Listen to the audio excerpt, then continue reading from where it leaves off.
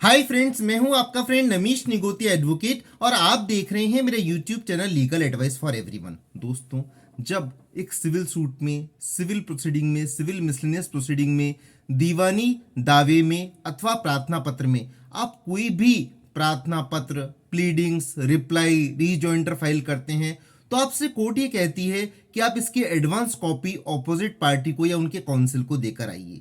तो ऐसा क्यों करना होता है? क्यों नहीं हम डायरेक्ट कोर्ट में हम एप्लीकेशन या प्लीडिंग या काउंटर या रिप्लाई फाइल कर सकते हैं? कोर्ट ऐसा क्यों कहती है? आज के इस वीडियो में हम ये डिस्कस करेंगे। इससे पहले मैं निवेदन करूं कि यदि आपने मेरा चैनल सब्सक्राइब नहीं किया है तो मेरा चैनल सब्सक्राइब कर लीजिए और यदि आपको मेरी वीडियोस पसंद आए तो उनको लाइक और शेयर जरूर कीजिए। फ्रेंड्स, न्याय का एक सिद्धांत होता है opportunity of hearing to both the parties, अर्थात दोनों पक्षकारों को सुनवाई का अवसर दिया जाना चाहिए।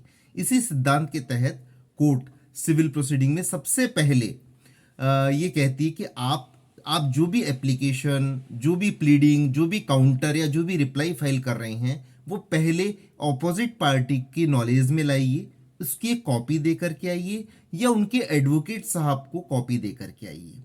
इसके बाद मान लीजिए आपने अपने एप्लीकेशन में, प्लीडिंग में, काउंटर में या रिप्लाई में कोई ऐसा फैक्ट लिख दिया जो सही नहीं है या उससे अपडेटेड फैक्ट रिकॉर्ड पर आ गए। वो फैक्ट आपको तो सपोर्ट करता है लेकिन वास्तव में वो सच नहीं है, तो ऑपोजिट पार्टी को उसका रिप्लाई फाइल करने का, उसको काउंटर करने का, उस पर आर्ग्यूमेंट करने का मौका मिलना चाहिए, इस ताकि सही फैक्ट ऑनरेबल कोर्ट की नॉलेज में आ सके और ऑनरेबल कोर्ट सही कंक्लूजन पर पहुंच सके। इस कारण भी कोर्ट ये कहती है कि जाइए पहले आप एक कॉपी दे करके आइए, उसके बाद ये एप्लीकेशन, पिटीशन, रिप्लाई हमारे सामने फाइल कीजिए। इसका एक और महत्वपूर्ण कारण भी है, मान ली ताकि आप कोई कोर्ट से कोई ऐसा ऑर्डर ना ले लेवें, बाद में ऑपोजिट पार्टी ऑनरेबल कोर्ट को कहे कि आपने देखिए हमें सुनवाई का अवसर नहीं दिया और ये एक्स पार्टी ऑर्डर कर दिया आपने, without providing an opportunity of hearing order कर दिया आपने, जबकि हमें भी माननीय न्यायालय को इसमें ऑर्डर करने से पहले सुनना चाहिए था, इस एप्लीकेशन को रिकॉर्ड पर लेने से पहले सुनना चाहिए था, इस पर कोई भी विधि सम्मत आदेश करने से पहले हमें सुनवाई का अवसर दिया जाना चाहिए था, क्योंकि हम भी इसमें पार्टी हैं, ताकि हम सही फैक्ट कोर्ट के रिकॉर्ड पर ला सकते। पर ऐसा अपॉर्चुनिटी नहीं दी कोर्ट ने।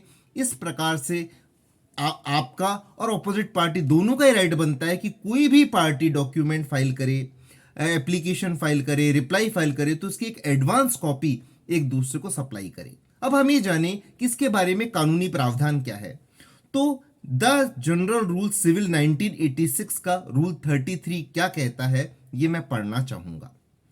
Opposite party to be given copies of written statement etc. The parties filing any of the following papers in a case other than in a case of small cause court nature shall file a written acknowledgement from the opposite party or his counsel of having received a copy thereof and also of the affidavit if any accompanying such paper, and on default the court shall cause a copy to be furnished immediately or served as soon as possible on such opposite party or his counsel at the cost of the party filing the papers।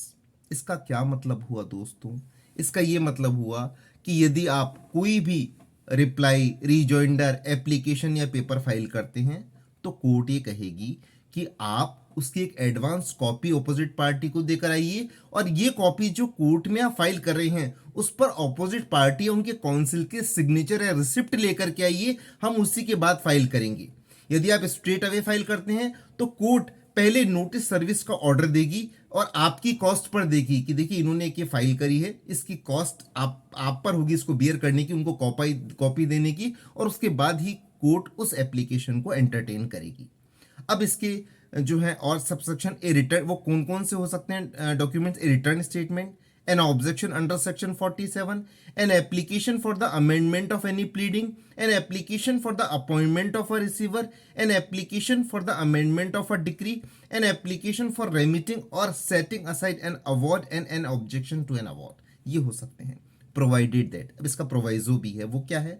That the presiding officer, if he is of opinion that a copy of any other paper should also be supplied to the opposite party, may pass such order about the copy being furnished to the opposite party as he deems fit।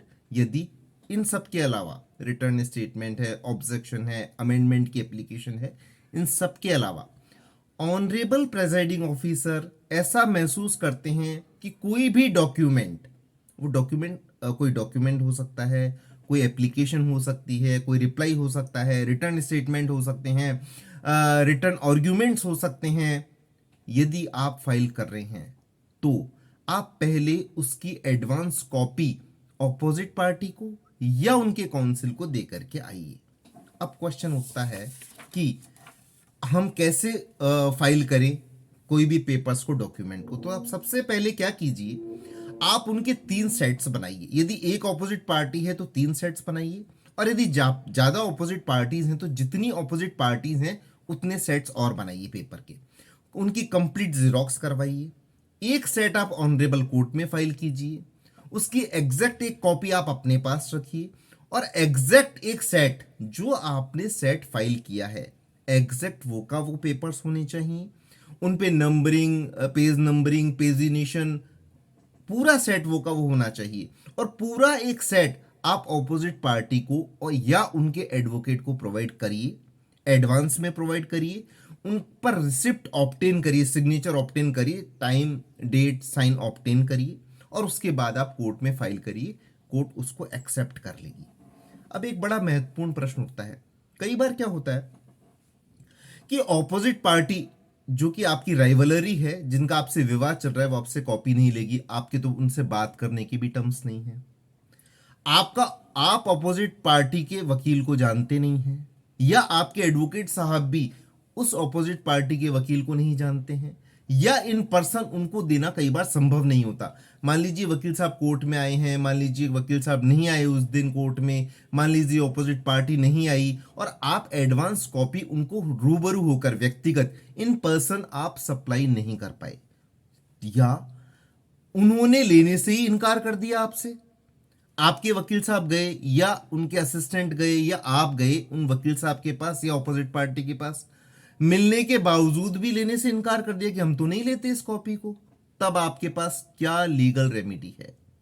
तो ऐसे में दोस्तों आप क्या करें, आप जो एक सेट है पूरा, उसको आप रजिस्टर्ड पोस्ट से last known address opposite party का जो एड्रेस है, जो आपने फाइल किया है एप्लीकेशन या सूट में, जो एप्लीकेशन आपने कोर्ट में, जो एड्रेस आपने कोर्ट में फाइल किया है, उस एड्रेस पर एक रजिस्टर्ड पोस्ट से उसकी एक कॉपी एडवांस में भेज दीजिए।